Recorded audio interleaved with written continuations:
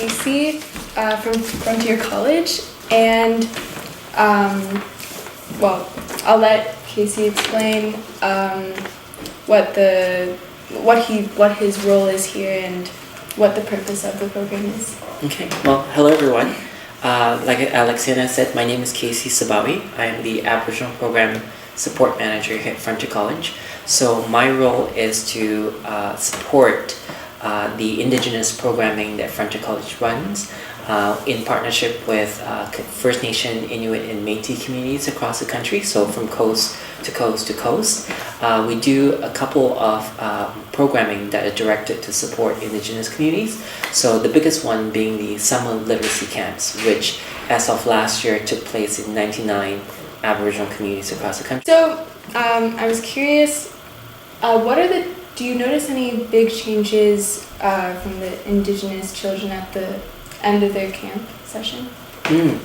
So we, as part of that programming, we do a lot of feedback and surveys with parents and community members and elders, and the feedback we receive from them is that they see a lot of differences in the children in terms of their confidence and abilities to read, their enjoyment and engagement with the written word, with literacy as a whole, being more confident in reading, higher self-esteem because they're now able to read independently.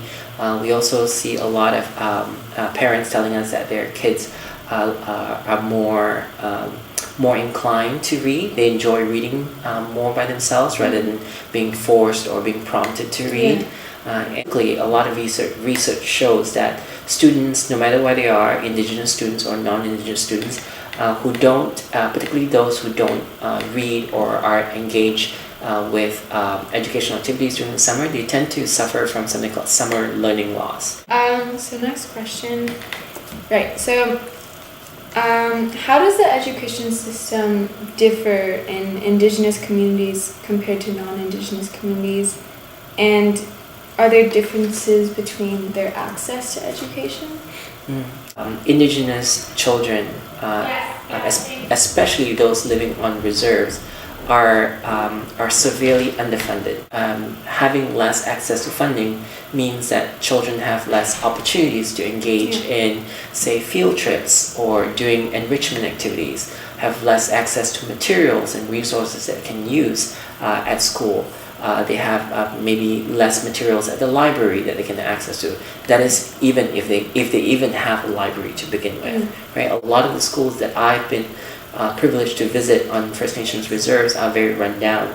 That's most of them. I wouldn't say all of them. I've been very fortunate to see a few that have gotten new schools that are beautiful and very well equipped, but the majority of communities still don't have schools. One of the communities that I visited to, I won't name the community, but it was a one-room school for the entire community. And so, how many people do you think? That particular community was pretty small. It was about in the 200 as a whole, which means that the kids are there about 60 to 70 children. At a board level, a lot of communities also, because they don't have the resources, they're not able to provide professional development for teachers. Because of the size of the communities, especially in remote First Nations or Aboriginal communities where the population is too small to sustain a high school, so a lot of students have to leave their communities. A lot of them, are really young when you go to high school. Like you're just like 14, 15. So it's for many of them, it's the first time that they're ever leaving their community. And they have to go to a big center. Like for instance, the First Nations in Northern Ontario, a lot of their kids have to travel to cities like Winnipeg or to Thunder Bay or to Sioux Lookout to be able to go to high school. And when you're 12 and 13 and 14 and when you're 14, you're just leaving the community for the first time, you're in a strange environment, you don't know anybody around you, so you feel very isolated.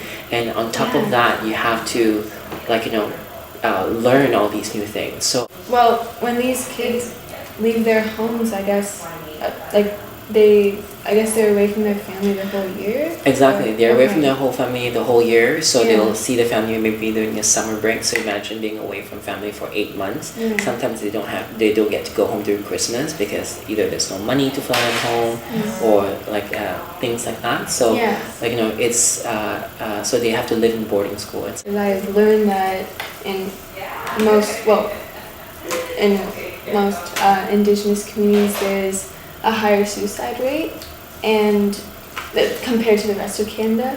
And I was wondering if education or lack thereof plays a role in this, or if it's really just because they feel isolated. not all communities Yeah. are facing issues of youth suicide. Some of them are doing really well, and unfortunately, sometimes we don't get to hear some of that success stories in the media. Yeah. One of the things that the Summer Literacy Camp tries to do is provide opportunities for children, like and I personally feel like education has a part to play in terms of giving the youth voice, Yeah. and opportunity, and being excited about the future. Like they have the challenge of having to decide whether or not they want to remain in the communities or they want to leave the communities where, for the bigger cities like Toronto or urban centers, where there are more opportunities. And I think isolation definitely plays a part in that, and education also plays a role in terms of the solutions.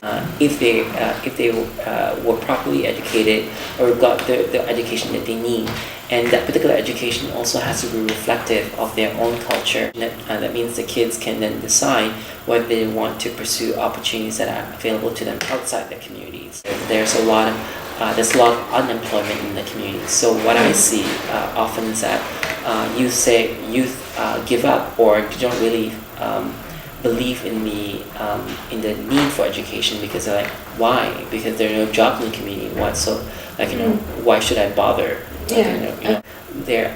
Their own identity as Indigenous youth does not end the moment they leave the community to seek opportunities outside of the communities.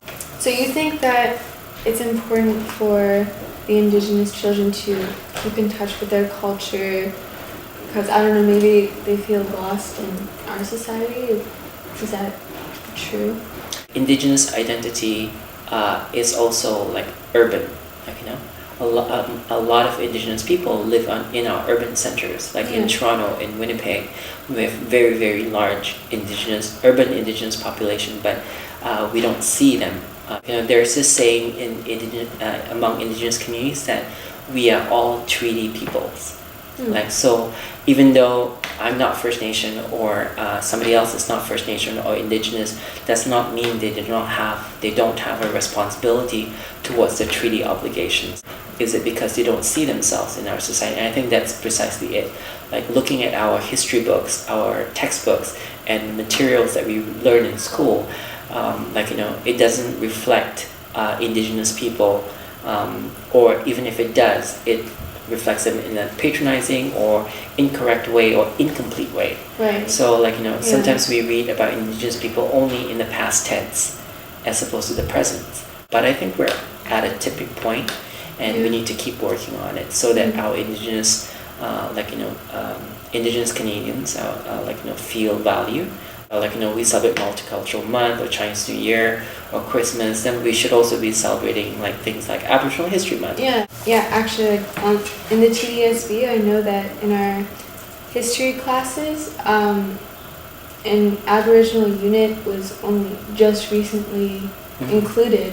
Before, people didn't learn any of the history of the First Nations. They just didn't learn about that. And my teacher, she's very passionate about this, and she thinks it's necessary to know.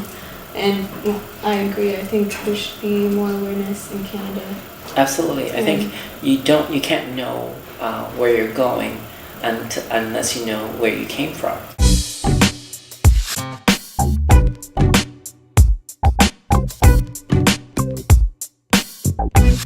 Of the Truth and Reconciliation Commission report last year, that is an important document, and I think every Canadian every Canadian student and undergraduate should learn or should read. Yeah. What kind of traditions and practices are still in place today that have a direct effect on the children at school? It'll be fantastic if every single Canadian, in addition to learning English and French, also takes a lesson in an indigenous language in their area.